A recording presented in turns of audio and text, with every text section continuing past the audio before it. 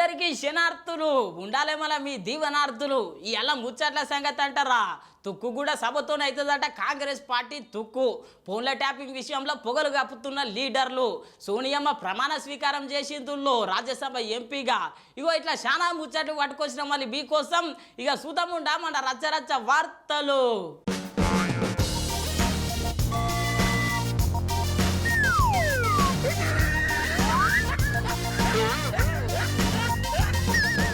ఎంతగానో ఉబ్బరిస్తున్నదుల్లో మనుషులకే అయితే లేదు మళ్ళీ ఈ ఉబ్బరానికి ఇండ్లలో ఉండనీకే ఇక జీవరాశుల పరిస్థితి ఎట్లుంటుంది చెప్పుండ్రి. కానీ ఒక తాన ఏనుగులు అయితే మస్తు సంబరంగా తానం చేస్తున్నాయంట, చూస్తే మస్తు పరిశాన్ అవుతారు మళ్ళా. ఇక చూడుండ్రి.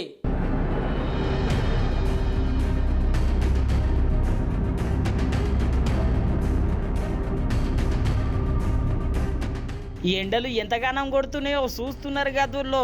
రోడ్డు మీద గుడ్డేస్తే ఆమ్లెట్ అయ్యేటట్టున్నది మళ్ళా పరిస్థితి. గంతగానం కొడుతున్నాయి ఎండలు, మనుషులకే దిక్కులేదంటే ఇక జీవరాశుల సంగతి ఎట్లుంటుందో ఒకసారి సమజ్ చేసుకోండి. అందుకే మళ్ళా తమిళనాడు రాష్ట్రంలో ఎండలకు ఏం తిప్పలు కావద్దని ఏనుగులకు ఇవో గిట్ల సవలతులు చేసిర్రు.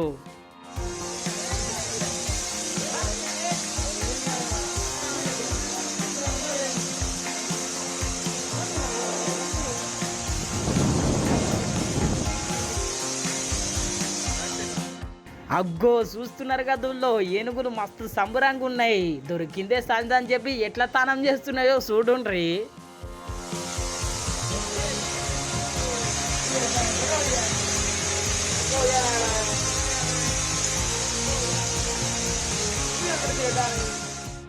ఆ ఏనుగుల కథ గట్లుంటే గీ ఏనుగుల కథ చూడుండ్రి.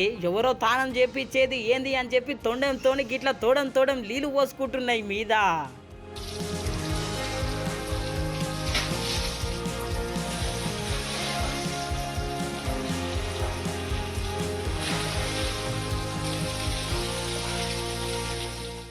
ఇట్లా ఏనుగులకు ఏం తక్కువ కాకుండా చూసుకునే గీ అక్క ఏం చెప్తున్నదో ఈనుండ్రి.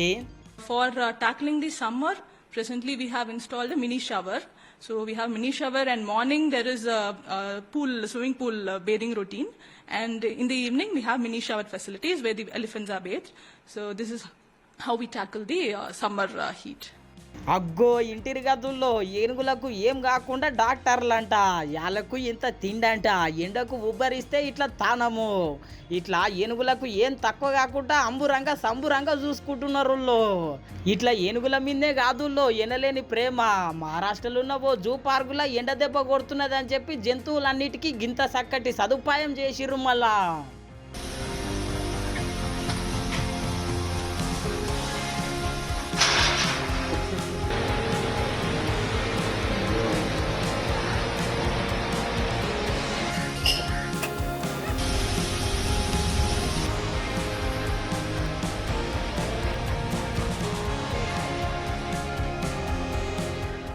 చూసిరు గదుల్లో మనిషినై ఊకెనైనా ఉడితే జంతువునై ఉడితే చాలు మస్తు సంబరపడుతుంటే అనుకుంటున్నారులే.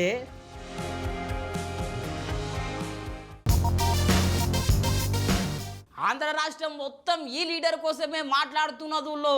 గతంలో వైఎస్ఆర్సీపీ నుంచి ఎంపీగా గెలిచిండు. ఏమైందో ఏమో మొత్తం మీద అయితే వైఎస్ఆర్సీపీ నుంచి బయటికి వచ్చిండు. ఈ 2-3 దినాలల్లో టీడీపీలో జాయిన్ అవుతాడంట.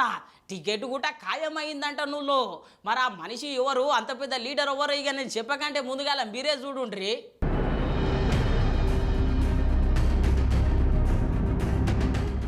ఎన్నికలలో పోటీ చేయాలని చెప్పి ఎవరికుండా చెప్పుండ్రి. సర్పంచ్ కాడికి వెళ్ళి పెద్ద బిజినెస్ల మ్యాన్ల దాకా అందరికీ ఎలక్షన్లలో పోటీ చేయాలి, ఎమ్మెల్యేను ఎంపీగా గెలవాలని చెప్పి ఉంటుంది. ఇప్పుడు అదే తొవ్వల ఉన్నడుల్లో రఘురామకృష్ణం రాజు సారు.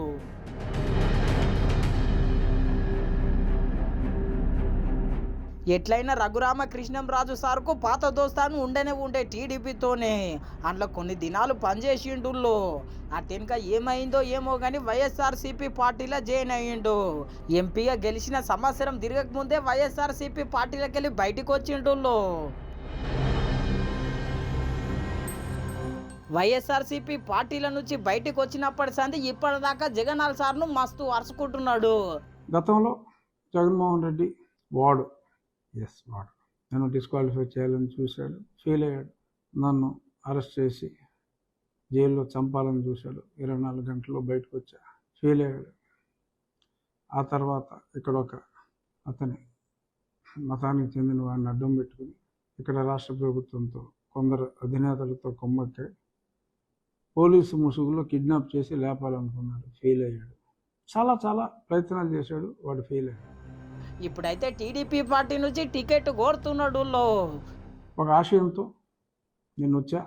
నేను ఒక మంచి ఆశయం ఉన్న చంద్రబాబు నాయుడు గారితో కలిసి నడుద్దాం అనే ఉద్దేశంతో, ప్రజల్లో నాకు ఎంత ఆదరాభిమానాలు ఉన్నప్పటికీ కూడా ఇంత మంచి పార్టీ ఉన్నప్పుడు ఇంకొక పార్టీ అవసరం మనకేమిటి అని అదే దృక్పథంతో నేను ముందుకెళ్ళా.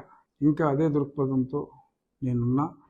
ఉండి నియోజకవర్గం నుంచి ఎమ్మెల్యేగానన్నా, నరసాపురం నుంచి ఎంపీగానన్నా పోటీ చేయాలని చెప్పి సార్కు మస్తు కాయిష్ ఉన్నది. మళ్ళా ఎట్లయినా టీడీపీ పార్టీలో చేరుతాడని చెప్పి పెద్ద ఎత్తున ప్రచారం అవుతున్నది. చంద్రబాబు సార్తోని భేటీ అయినాక చక్కగా సైకిల్ ఎక్కుతాడు. సైకిల్ ఎక్కినాక టికెట్ వచ్చుడైతే ఖాయం అంటున్నారు. మళ్ళా టికెట్ వస్తే మస్తు జోషుకుంటాడు సార్ అయితే.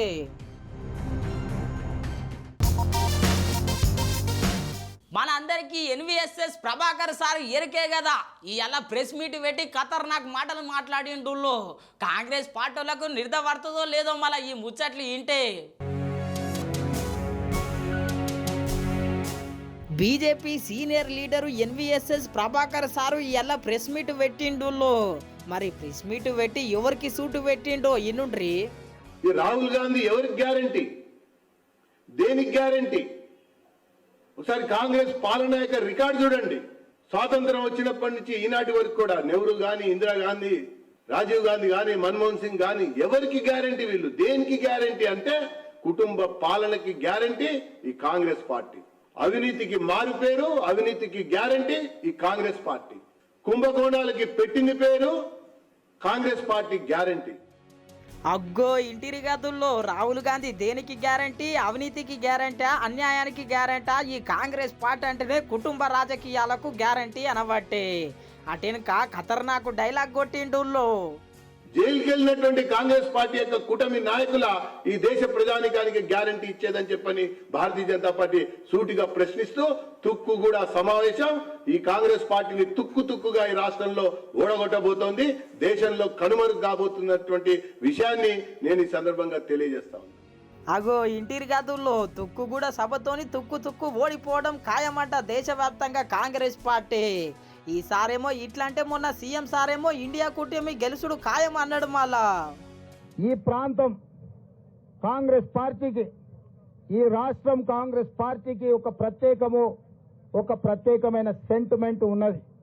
అందుకే జాతీయ స్థాయిలో కూడా రేపు ఏర్పడబోయే ఇండియా కూటమి ప్రభుత్వం, దానికి సంబంధించిన కాంగ్రెస్ పార్టీ ఎన్నికల మేనిఫెస్టో తెలంగాణ రాష్ట్రం నుంచే విడుదల చేయాలని లక్షలాదిగా ఈ సభకు హాజరయ్యి జాతీయ స్థాయిలోనే తెలంగాణ కాంగ్రెస్ యొక్క కంచుకోట, తెలంగాణ కాంగ్రెస్ పార్టీ సొంత కుటుంబము అని చెప్పి నిరూపించడానికి మా కార్యకర్తలంతా సంసిద్ధులై ఈ సన్నాహక ఏర్పాట్లను అన్నిటిని కూడా పర్యవేక్షిస్తున్నారు. ఇన్నర్ గదుల్లో సీఎం సారేమో ఇట్లా, ఆ సారేమో అట్లా. చూడాలి మరి ఇద్దరు చెప్పిన మాట ప్రకారం ఎర్రకోట మీద ఎవరి జెండా ఎగురుతుందో ఏమో.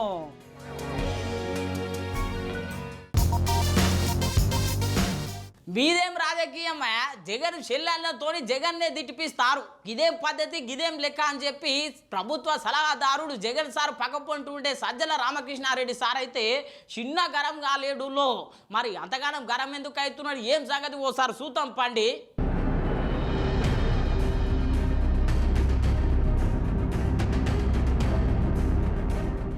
సీఎం జగన్ సార్ ప్రభుత్వంలో పార్టీలో ముఖ్యమైన లీడరు, ప్రభుత్వ సలహాదారుడు సజ్జల రామకృష్ణారెడ్డి సారు ఇవాళ సీఎం సారు చెల్లెళ్ళ కోసం మాట్లాడిండు. మరి ఏం మాట్లాడిండో ఎన్నుండ్రి. నేను ఇంతకుముందు నా దాంట్లోనే అనిసింది. వాళ్ళు మొదలు పెట్టిన అందులో ఒకరేమో పార్టీ అధ్యక్షురాలుగా ఉన్నారు, కాంగ్రెస్ పార్టీ అధ్యక్షురాలుగా వాళ్ళు పెట్టుకున్నారు. ఆమె ముందు అక్కడ తెలంగాణలో ఎందుకు పార్టీ పెట్టారు, అక్కడ ఎన్నికలు వచ్చేంత వరకు తెలంగాణ నేను పెట్టిన గడ్డ కాబట్టి అక్కడే నేను పూర్తి ఇది ఉంటానని అక్కడ ఉండి అక్కడి నుంచి సడన్గా మాయమైపోయి ఉన్నట్టుండి ఇక్కడ ప్రత్యక్షం కావడం అయిన తర్వాత అక్కడ ఎందుకు పెట్టారో ఆ స్టేట్కి నా జీవితం అంకితం ఎందుకు వదిలేశారో ఆమె ఎక్కడా చెప్పలే, సంజయ్ శివలే. సరే ఏదో ఒక నేషనల్ ఎత్తిపోయి నేషనల్ పార్టీకి వచ్చారు కాబట్టి ఆ అజెండా పెట్టుకున్నారంటే వచ్చిన రోజు నుంచి ఈ వ్యక్తిగతమైన దీనిలను తీసుకున్నారు. అగ్గో ఇన్నర్ గదుల్లో కాంగ్రెస్ పార్టీ కండువ కప్పుకున్నప్పటి సంది ఆంధ్ర రాష్ట్రంలో అడుగు పెట్టినప్పటి సంది అన్నను తిడుతూనే ఉన్నది అనవాటే షర్మిలక్క కోసము. మరి సునీతమ్మ కోసం ఏమంటున్నాడో ఈనుండ్రి. ఇంకొకరైతే దాన్ని ఏమంటారు, మా మర్డర్కు సంబంధించి అది ఒక్కటి తీసుకుని ప్రజలకు అప్పీల్ చేస్తున్నారు. ప్రజాస్వామ్యం ఎవరు ఏ అప్పీల్ అయినా చేయొచ్చు, ప్రజలకు విజ్ఞప్తి చేయొచ్చు, డిమాండ్ చేయొచ్చు, స్వేచ్ఛ వాళ్ళకున్నంత వరకు వాడుకుంటారు. కానీ లిమిట్ దాటి కూడా క్యారెక్టర్ అసాసినేషన్కి వెళ్తున్నారు. కోర్టు పరిధిలో ఉన్న అంశాల గురించి కూడా అడ్డగోలుగా మాట్లాడుతున్నారు. ఈ రెండు రాంగ్ థింగ్సే, ఈ రెండు తప్పు. కానీ వెనక ఆడిస్తున్నది చంద్రబాబు నాయుడు. ఆయనకు ఎప్పుడైతే ఏం మాట్లాడడానికి ఏం లేవు, ఆయనకు చెప్పడానికి ఏమీ ఇది లేదు, ఆయన జగన్మోహన్ రెడ్డి గారిని వేరే రకంగా ఎదుర్కొనే శక్తి లేక అన్ని మాయలు అయిపోయాక ఆఖరి దీంట్లో ఈ మహిళలు ఇద్దరి మీద డిపెండ్ అయ్యి వాళ్ళను ముందు పెట్టి వాళ్ళతో కూడా అటాక్ చేయిస్తున్నారు. అగ్గో ఇన్నర్ గదుల్లో చంద్రబాబు సారు చెల్లెళ్లతోని చేతి కలిపి కావాల్సి సీఎం జగన్ సారు తిట్టిపిస్తున్నాడు అనబట్టే. కానీ వెనక ఎవరు నడిపిస్తున్నారు అనేది తెలిసినప్పుడు, అలాగే వాళ్ళ మాటల్లోనే ఆయన్ను ఆ చుట్టూ ఉన్న వీళ్ళందరినీ పొగుడుతూ గతంలో కూడా మాట్లాడారు. వీళ్ళంతా ఒకరు గ్యాంగ్ అప్ అయి ఆ ఒక్క జగన్మోహన్ రెడ్డి గారిని ఎలాగో తప్పిస్తే మళ్ళీ అధికారాలు పంచుకోవచ్చో, లేదంటే మళ్ళీ 5 ఏళ్ల పాటు మేము ఇది కావచ్చని ఒక స్వార్థపూరితంగా చంద్రబాబు నాయుడు ఆలోచించే దాంట్లో వీళ్ళు పావులయ్యారు, లేదా పాత్రదారులు అయ్యారు. కీలక పాత్రదారులు కూడా ఇప్పుడు అయినట్టున్నారు. సో వీళ్ళ గురించి ఎంత తక్కువ మాట్లాడుకుంటే అంత మంచిది నేను భావిస్తాను. అగ్గో ఇన్నర్ గదుల్లో చంద్రబాబు సారు జగన్ సార్ మీద నిందలేయనికనే గీతీర్ల ప్లాన్లు వేస్తున్నాడు అనబట్టే. మరి చూడాలే ఈ ముచ్చటినాక షర్మిలమ్మ సునీతమ్మ ఎట్లా స్పందిస్తారో ఏమో.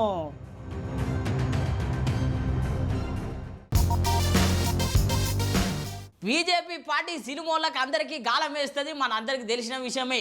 ఇప్పటికే పెద్ద పెద్ద హీరోయిన్లను పార్టీలో దింపింది, మళ్ళా పోటీలో కూడా దింపిందుళ్ళు. కానీ ఒక హీరోయిన్ అయితే మరి మోడీ సారే దేవుడు అంటా ఉన్నది. మళ్ళా హీరోయిన్ ఎవరు ఏం సంగతి ఇక చూడుండ్రి.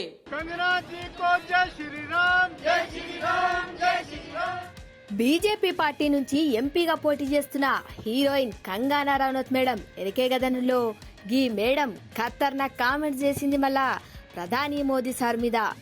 निश्चय ही जिनका नाम नरेंद्र है, विष्णु के नाम पर जिनका नाम है, ये कहा जा सकता है वो भी उनके ही अंश हैं जो हम सबका पालन करते हैं. అగో విన్నారు కదా, ప్రధాని మోదీ సారు విష్ణు భగవంతుని అవతారమంట, ప్రజలను కాపాడడానికే వచ్చిండు అంట.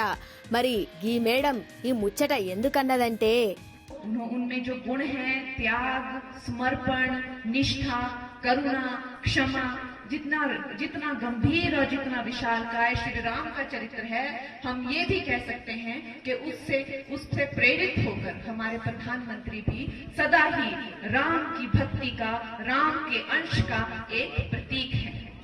तो दोस्तों, ये महान जो हमारे यशस्वी नेता हैं, जिनका जो यश और कीर्ति है ना कि सिर्फ इस देश में, न जाने कितने देशों में, समस्त विश्व में है.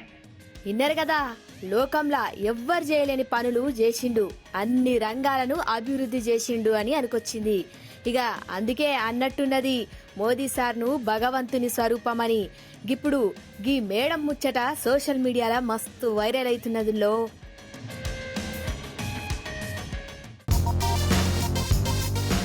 ఇన్ని దినాలు సీఎం రేవంత్ రెడ్డి సారే అనుకున్నా, బట్టి విక్రమార్క సార్ కూడా బందోబస్తు అరుచుకుంటున్నాడు బీఆర్ఎస్ పార్టీని. ఈ ఎల్ల మరి ఫోను ట్యాపింగ్ విషయంలో పొగలు కక్కుతా ఉన్నాడు. మరి ఏమన్నాడు, ఏం సంగతి, ఎవరెవరి పేర్లు బయట పెట్టిడో ఒకసారి చూడుండ్రి.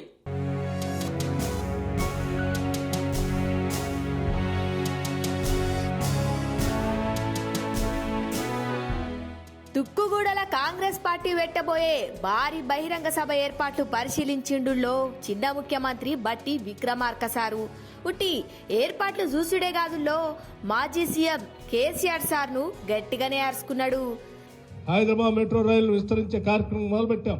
మీరు సర్వనాశనం చేసినటువంటి రైతులు ఇబ్బంది పెట్టిన ధరణిని సరిచేయడం కోసం కసరత్తు చేస్తూ ఉన్నాం. ఇవాళ రాష్ట్రంలో ఉన్నటువంటి ప్రతి సమస్యను పరిష్కారం చేసేటువంటి దిశలో ముందుకు పోతా ఉన్నాం. మీటింగ్ పెడతారు, రాక 3 నెలలు ఫామ్ హౌస్లో పడుకొని 3 నెలల తర్వాత బయటకు వచ్చి సమావేశం పెట్టి రాష్ట్రంలో కరెంటు పోతుందని మాట్లాడుతాం. విన్నారు కదా, మాజీ సీఎం కేసీఆర్ సార్ను అరుచుకునుడే కాదు, కేటీఆర్ సార్ను కూడా గట్టిగానే అరుచుకున్నాడు. ఓ పారి ఏమన్నాడో ఇనుండ్రి. ఫోన్ ట్యాపింగ్ జరిగింది, మాకేం సంబంధం అంటాడు ఒక ఆయన. నిన్న నేను పొద్దున పేపర్ చదివాను. నాకేం సంబంధం అంటే 10 ఏళ్లు పాలన చేసింది మీరే కదా బాధ్యులు. ఎట్లా చేస్తారండి ఫోన్ ట్యాపింగ్? మీరు దేశ భద్రత కోసం వాడాల్సిన ఫోన్ ట్యాపింగ్, లేకపోతే టెర్రరిస్టులు పట్టుకోవడానికి వాడాల్సిన ఫోన్ ట్యాపింగ్, దాన్ని సామాన్యులు కామన్ మ్యాన్ ప్రతిపక్ష నాయకులను నిర్వీర్యం చేయడానికి ఫోన్ ట్యాపింగ్ వాడతారా? దేశ క్షేమం కోసం భద్రత కోసం పెట్టినటువంటి చట్టాన్ని మీరు మీ రాజకీయ అవసరాల కోసం పణంగా పెట్టి దేశ భద్రత కూడా ఈరోజు మీరు ప్రమాదం తీసుకొచ్చారు. ఈరోజు ఫోన్ ట్యాపింగ్ అడ్డం పెట్టుకొని ప్రతి వాళ్ళ ఫోన్ ట్యాప్ చేస్తూ చివరికి అరే పౌరుల వ్యక్తిగత జీవితాల్లోకి వెళ్ళటానికి ఎవడిచ్చాడు నీకు హక్కు?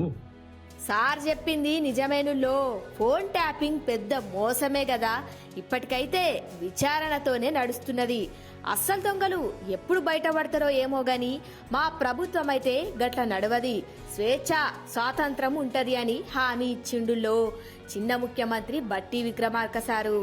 మేము మాటిస్తా ఉన్నాం ఈ రాష్ట్ర ప్రజలందరికీ, ఈ రాష్ట్రం మనందరిది, మన కోసం కొట్లాడి తెచ్చుకున్నాం. ఇది స్వతంత్ర భారతదేశంలో ప్రజాస్వామ్యయుతంగా ఏర్పడినటువంటి తెలంగాణ రాష్ట్రం. స్వేచ్ఛగా స్వతంత్రంగా ప్రతి పౌరుడు బతికే హక్కుని మేము సంపూర్ణంగా ఏర్పాటు చేస్తున్నాం తెలంగాణ రాష్ట్రంలో. ఎవ్వరూ దేనికోసం భయపడాల్సినటువంటి అవసరం లేదు. అగో ఇన్నర్ గదుల్లో ఎవ్వర్ భయపడేదే లేదు అనవట్టే. మరి ఏర్పాట్లు చూసి సభకు పిలవడా చెప్పుండ్రి. ఇగో ఆఖర్లా అందరూ సభకు పెద్ద ఎత్తున రావాలి అని పిలుపును కూడా ఇచ్చిండు. మళ్ళా జరిగేటువంటి తుక్కుగూడ భారీ బహిరంగ సభకి ఇప్పుడే మన లక్ష్మారెడ్డి గారు చెప్పినట్టు కథం దొక్కుదాం అటు ఖమ్మం నుంచి మొదలు పెడితే ఇటు ఆదిలాబాద్ వరకు, అంటే అత్యంత దూరంగా ఉన్నటువంటి 2 జిల్లాలు, ఆ దరి నుంచి ఈ దరి వరకు, ఇటు వరంగల్ నుంచి మహబూబ్నగర్, కథం దొక్కుదాం. ఒక్కసారి మన తడాక ఏంటో ఈ దేశానికి కూడా చూపిద్దాం. కాంగ్రెస్ ఎంత బలంగా ఉందో ఈ రాష్ట్రంలో. కాంగ్రెస్ పార్టీ అధికారంలోకి వచ్చిన సంది సోనియమ్మ తెలంగాణలో పోటీ చేయాలని చెప్పి మన లీడర్లు అయితే చిన్న బతింలాడలేరు సోనియా గాంధీ మేడంను. మొత్తం మీద ఇవాళ రాజ్యసభ ఎంపీగా ప్రమాణ స్వీకారం చేసిందులో మళ్ళీ 7 నిలబడ్డది ఏం సంగతి ఓసారి చూద్దాం పండి. मैं सोनिया गांधी जो राज्यसभा की सदस्य निर्वाचित हुई हूँ, सत्यनिष्ठा से प्रतिज्ञा करती हूँ कि मैं विधि द्वारा स्थापित भारत के संविधान के प्रति सच्ची श्रद्धा और निष्ठा रखूंगी. రైట్, మొత్తానికి రాజ్యసభ ఎంపీగా ప్రమాణ స్వీకారం చేసిందిలో కాంగ్రెస్ పార్టీ పెద్ద లీడర్ సోనియమ్మ. చూసిండ్రు కదా ఇట్లా ప్రమాణ స్వీకారం అయిపోయినాక ఉపరాష్ట్రపతి సార్తోని ఎట్లా ముచ్చట పెడుతున్నదో. भारतीय राष्ट्रीय कांग्रेस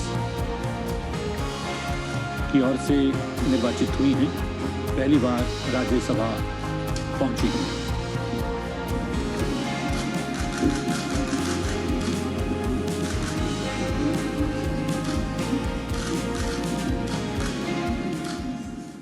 రాజస్థాన్ నుంచి రాజ్యసభకు ఎన్నికైందుల్లో సోనియా గాంధీ మేడం మొదలు మన తాన నుంచి పోటీ చెయ్యాలి అంటే ఆరోగ్యం బాగలేదంట అని బదులిచ్చిందట.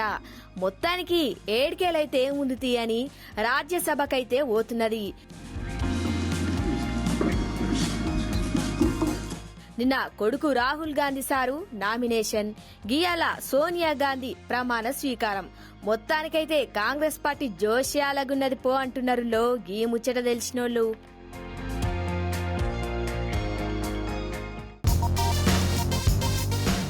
ఫోను ట్యాపింగ్ విషయంలో ఇప్పటిదాకా ఎంతమంది లీడర్లు మాట్లాడిర్రులా. ఇక BJP leader Raghunandan Rao sir మాట్లాడిండు, అటెన్క లక్ష్మణ్ సార్ మాట్లాడిండు, కాంగ్రెస్ పార్టీ నుంచి మంత్రి కొండా సురేఖమ్మ మాట్లాడింది, పొంగులేటి శ్రీనివాసరెడ్డి సార్ మాట్లాడిండు, దుద్దిల్ల శ్రీధరబాబు సార్ మాట్లాడిండు. ఇప్పుడు బీజేపీ అధ్యక్షుడు కిషన్ రెడ్డి సార్ కూడా ఇదే ముచ్చడం మీద మాట్లాడుతూ ఉన్నాడు.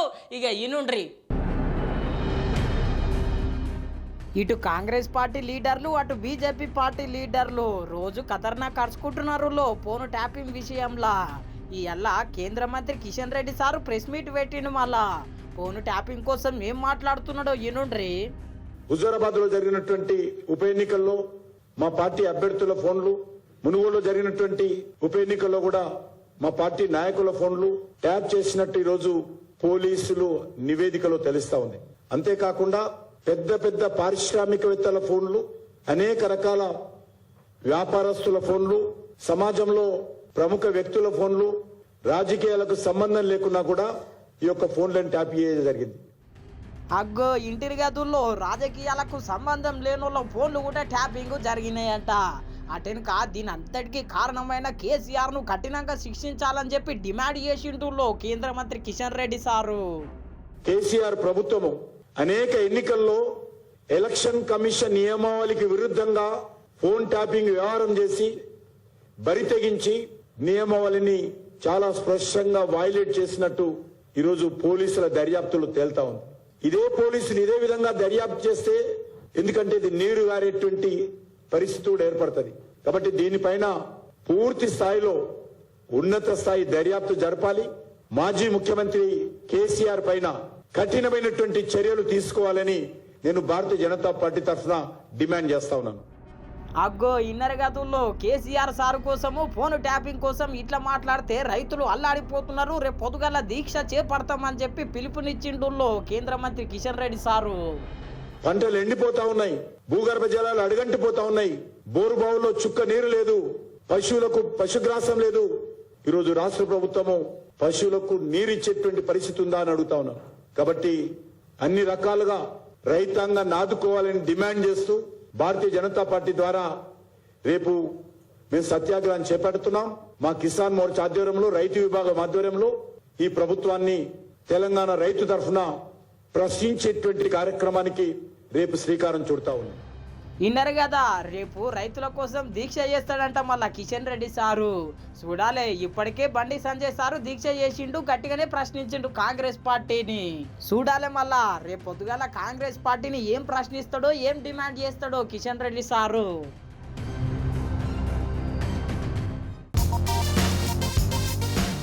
ఎట్లున్నాయి మన రచ్చరచ్చ వార్తలు?